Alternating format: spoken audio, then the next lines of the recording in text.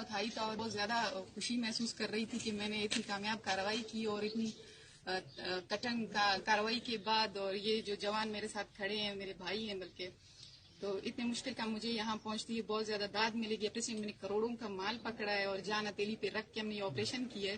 میں جیسے ہی یہاں پہنچی ہوں تھانے سینٹر میں، تھانے کے جو انچارج ہیں، ابھی آپ اس کو بلا کے پوچھ سکتے ہیں، اختر محمد دفیدار ہیں. ان کا کہنا ہے کہ ڈی سی صاحب نے کہا ہے کہ جیسے ہی میڈم آئی وہ کوئی بھی گاڑی لائے، کوئی بھی چیز اس کے ساتھ ہوگا، وہ آپ لوگ اس کا چارج نہ لیں. تو مجھے نہیں سمجھ آ رہا یہ کون سا قانون ہے اور کیا ہے، میں اس چیز کو نہیں سمجھ سکتی ہوں. ابھی تک مجھے نہیں پتا یہ کیا بات ہے.